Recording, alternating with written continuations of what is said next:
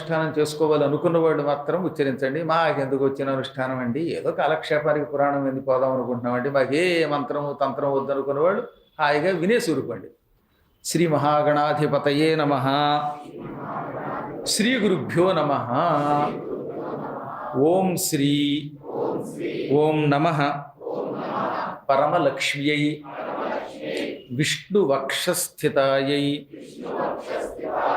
రమాయై ఆశ్రితతారకాయై నమో వన్నిజాయై నమః.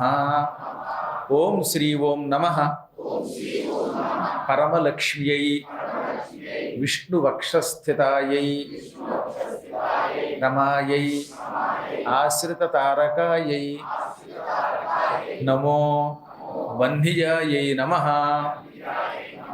ఓం శ్రీ ఓం నమః పరమలక్ష్మ్యై విష్ణువక్షస్థితాయై రమాయై ఆశ్రితతారకాయై నమో వన్నిజాయై నమః. ఇప్పుడు నేను మీకు 3 సార్లు ఎలా ఇచ్చానో అలాగే ఆ బాలుడు కూడా ఆత్మారామునికి 3 సార్లు ఈ మంత్రాన్ని ఉపదేశించాడు. ఎప్పుడు మంత్రానుష్ఠానం శ్రద్ధగా చెయ్యాలి అనుకున్నవాడు ముమ్మారు గురువు ద్వారా ఈ మంత్రం వింటే ఎక్కువ మంచిదన్నమాట. అందుకనే 3 సార్లు ఆయన ఉపదేశం చేశాడు. ఈయన విన్నాడు, స్పష్టంగా ఉచ్చరించి